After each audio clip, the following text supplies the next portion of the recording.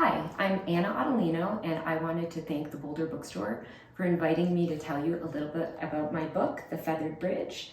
It's a karmic story about a boy who finds a little bird in trouble, and he decides to help this bird, and it sets in motion this whole chain of events that comes full circle.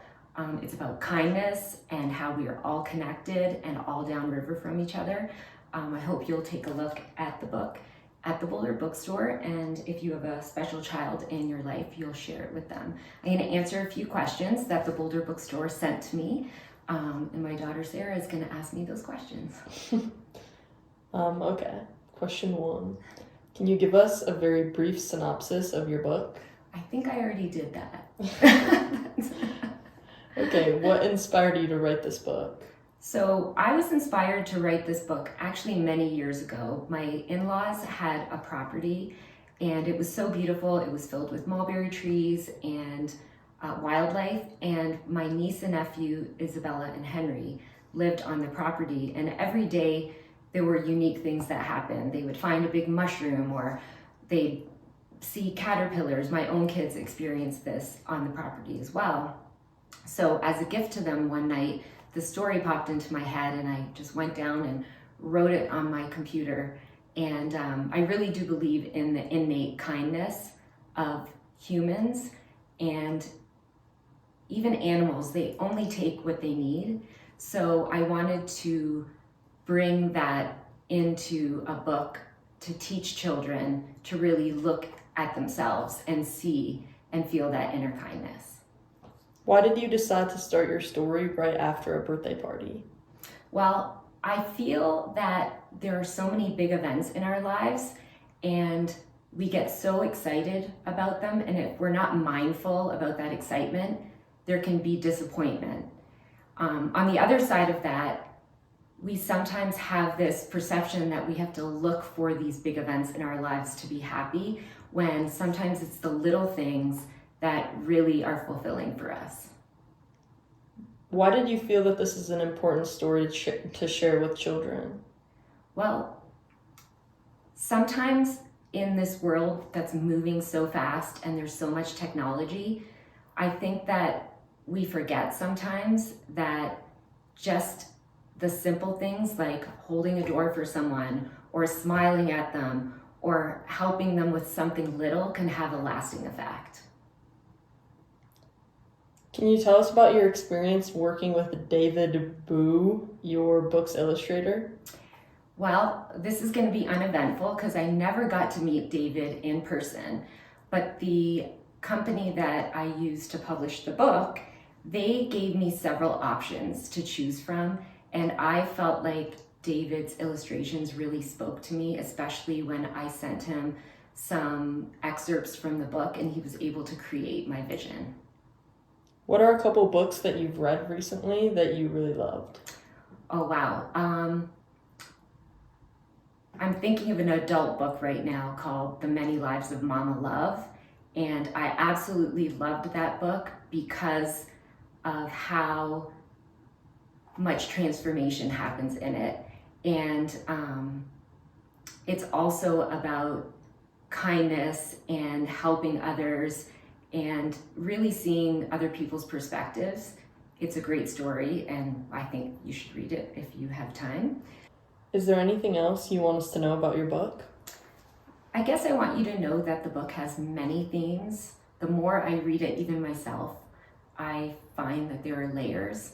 But most importantly, I want kids to understand that kindness is really a superpower, and I want them to really feel that kindness inside them and put it to action. So I'm going to read you an excerpt from the book. It seemed just another ordinary morning for Henry. His 9th birthday had come and gone, and it would be a whole year until he would feel the excitement he felt on his special day. He slowly rolled out of bed and shuffled his feet into his slippers as he envisioned the boring day that lay ahead. The thought of playing with some of his new toys only reminded him that the celebration was over and his friends had all gone home. As he stood there, shoulders rounded and eyes cast down toward the floor, an unexpected flitting at the front door caught his attention. Through the screen, he noticed a young bird struggling helplessly. Its breath was so short and quick that Henry's chest felt tight and heavy as he filled his own lungs. His eyes burned with tears as the urge to help this little bird sent him on a mission. Henry was a clever boy, and he sprang into action. As he called for his mom, who knew exactly what to do, he kicked off his slippers and was suddenly filled with energy and a sense of purpose, which was absent just moments before. Henry's mom carefully scooped up the little bird and gently placed it in a small box so it could be carried safely. Then Henry found his big sister Isabella. She'll know exactly what to do next, thought Henry. Isabella collected some leaves and twigs and placed them in the box to make the little bird feel safe and warm. Henry believed there was one more person who could help save their little friend. He ran down the roadways past the mulberry tree to his grandma's house and thumped frantically on the door. When Grandma answered, Henry, grasping for air, told her all about the little bird. Sure enough, she had a plan. I know a nice lady in the woods who will care for this sweet little bird, said Grandma, and she put on her shoes and they headed back to Henry's house. Henry, Isabella, and Mom piled into Grandma's car with the little bird resting safely in the box on Henry's lap, and they drove to a cozy log cabin in the woods. The nice lady in the log cabin examined the bird. She expertly lifted each wing to see if the bird was injured. No, these wings are just fine, she said. This bird is too young to be away from his mother. He must have fallen from his nest, the woman decided. The kind woman in the woods assured them all that she would take care of the little bird and teach him to fly. One day, she promised, he will be ready to live with the other birds in the forest. Henry, Isabella, Mom, and Grandma piled back in the car and headed home. With mixed feelings of sadness and hope, the children stared through the back window and watched the log cabin in the woods disappear in the distance. Henry still held the little box on his lap, except now it was empty. Isabella and Henry thought often of the little helpless bird, but many days and nights passed with no news of their friend. Then one day the phone rang. It was the woman from the woods calling to let them know that the little bird had grown strong and flown away. Henry and Isabella were happy indeed, though they often would wonder what became of the little bird. As it happened, the little bird had grown to be quite large. He loved to fly way up high with his friends, but if he ever felt tired or sad, he had a special place where he always felt safe. He would sit in his mulberry tree, eat berries, and think about the nice people who had helped him when he had fallen from his nest.